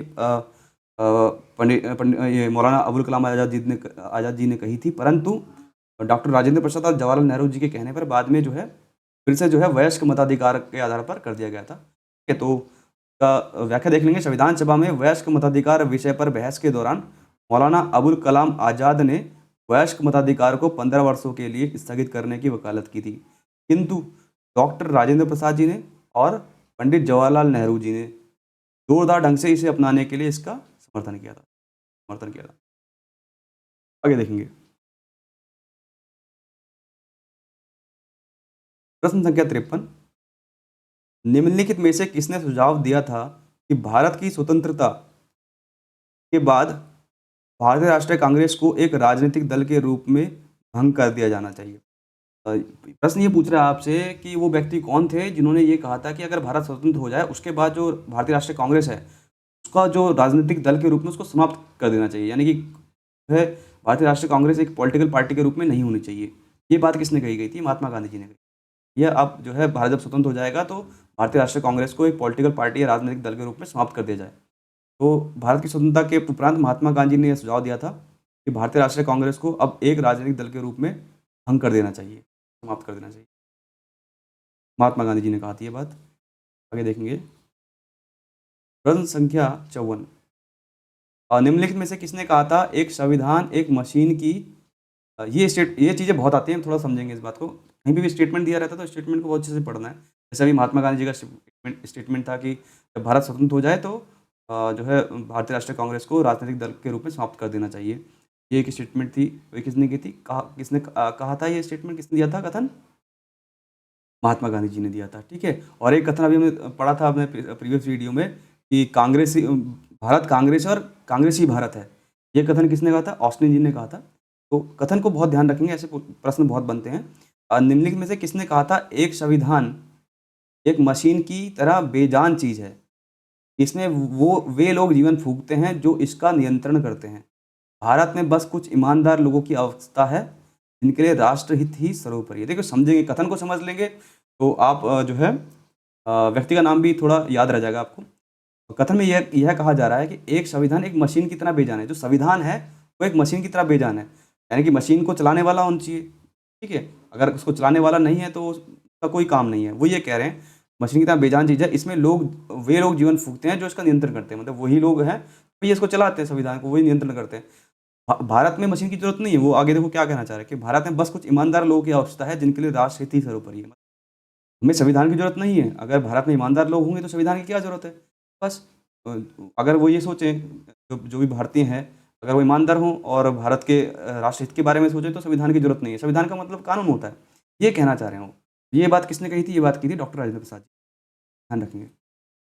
देखिए, संविधान सभा के अध्यक्ष और भारत के प्रथम राष्ट्रपति डॉक्टर राजेंद्र प्रसाद जी का एक कथन था। उन्होंने 26 नवंबर 1949 को, जिस दिन अंतिम दिन था अंगीकृत करने का, भारतीय संविधान को अपनाए जाते समय दिए गए उनके वक्तव्य का अंश था। ये कथन जो है किसने कहा था? प्रथम राष्ट्रपति डॉक्टर राजेंद्र प्रसाद जी का कथन थे। आगे प्रश्न संख्या 55, अपनी राष्ट्रवादी प्रतिक्रिया में भारतीय संविधान के निर्माताओं ने अल्पसंख्यकों के हितों तथा भावनाओं के महत्व को कम करके आंका है। यह कथन किसका है? देखो फिर से आगे कथन पूछ रहा है आपसे। कथन ये कहा जा रहा है कि अपनी राष्ट्रवादी प्रतिक्रिया में भारतीय संविधान के निर्माताओं ने अल्पसंख्यकों के हितों और भावनाओं के महत्व को कम करके आंका। एक कथन समझेंगे, कथन क्या कहना चाह रहा है। जो भी व्यक्ति थे उन्होंने क्या बोला? उन्होंने ये बोला कि जो भारतीय संविधान के निर्माता थे, यानी जिन्होंने निर्माण किया है, उन्होंने अल्पसंख्यकों के हितों और भावनाओं का ध्यान नहीं रखा, उनको महत्व कम दिया, ये कहना चाह रहे हैं। तो ये कथन किसका है ये जानेंगे। तो मॉरिस जॉनसन है, अलेक्जेंड्रोविच है और हाइगेव जूनियर है, यहाँ पे है आइवर जेनिंग्स। तो ये कथन था आइवर जेनिंग्स जी का, ध्यान रखेंगे। आइवर जेनिंग्स जी ने बात की थी कि जो संविधान का जो निर्माण किया गया है वो अल्पसंख्यकों के हितों और भावनाओं को ध्यान नहीं रखा गया है उसमें। ये बात किसने बोली? आइवर जेनिंग्स ने बोली। ठीक है, तो हमारा उत्तर ठीक डी सही होगा। आइवर जेनिंग्स, नाम याद रखेंगे इनका। उनका मानना था कि भारतीय संविधान निर्माताओं ने भारतीय संघ में अल्पसंख्यकों के हितों और भावनाओं का ध्यान नहीं रखा, बस वो ये है, महत्व नहीं दिया उनको। आगे देखेंगे, आइवर जेनिंग्स जी ने ये बात कही थी। आगे देखेंगे, प्रश्न संख्या 56, किसने कहा था संविधान सभा कांग्रेस थी और कांग्रेस भारत था? देखिए आ गया कथन। ये बात किसने कही? संविधान सभा कांग्रेस थी और कांग्रेस ही भारत था? ऑस्टिन जी ने कही थी। संविधान सभा कांग्रेस थी और कांग्रेस भारत था, यह वक्तव्य किसका है? पद्मश्री पुरस्कार, पद्मश्री मिला हुआ है, इतिहासकार थे, ऑस्टिन जी ने कहा था। यह वक्तव्य उनकी पुस्तक, देखिए पुस्तक नाम रखेंगे the Indian constitution. The Indian constitution जो बुक थी इनकी, ऑस्टिन जी की, उसमें उन्होंने ये बात कही थी कि संविधान सभा कांग्रेस थी और संविधान सभा कांग्रेस थी और कांग्रेस ही भारत था। ठीक है, ये बात की थी ऑस्टिन जी, और उनकी कौन सी बुक में? The Indian constitution. कई बार प्रश्न ये पूछ लेता है, द इंडियन कॉन्स्टिट्यूशन बुक किसने लिखी है? किसने लिखी है? ऑस्टिन जी ने लिखी है, और इसी में ये वक्तव्य लिखा है जो दिया गया है कथन। ध्यान रखेंगे, बुक का नाम भी याद रखेंगे। आगे देखेंगे, प्रश्न संख्या 57, भारतीय संविधान सभा में कुल कितनी महिलाएं थी? ये तो आपको ही पता है, 15 महिलाएं थी भारतीय संविधान सभा में। ठीक है? मुझे लगता है ये अंतिम प्रश्न था, आज के वीडियो का अंतिम प्रश्न। और कल हम संविधान सभा की प्रमुख समितियों के बारे में व्याख्या देखेंगे। ठीक है, फिर उसके आगे प्रीवियस जो प्रश्न और उत्तर आए हैं उनको समझेंगे और उनको देखेंगे। तो आशा करता हूँ अभी तक हमने जो पढ़ा वो आपको थोड़ा बहुत समझ में आया होगा, और व्याख्या के तौर पर फॉर एग्ज़ाम की दृष्टि से जो है चीज़ें क्लियर हुई होंगी। तो हमारा तो प्रयास यही रहता है कि प्रश्न जो है किस तरीके से बन सकते हैं और किस प्रकार से पूछे जा सकते हैं। सबसे जो महत्वपूर्ण बिंदु ये होता है कि एग्ज़ाम में आपको प्रश्न को समझना है, ठीक है, और किस तरीके से पूछे जा रहे हैं। और व्याख्या से कई बार क्या होता है, प्रश्न को जो है घुमा के पूछा जाता है। जैसे अभी उद्देश्य प्रस्ताव की जगह सिर्फ उन्होंने लिखा प्रस्ताव, तो आपको समझना होगा प्रस्ताव की बात की जा रही है, यानी उद्देश्य प्रस्ताव की बात की जा रही है। ठीक है, तो आज के लिए यहीं रखते हैं। नमस्कार।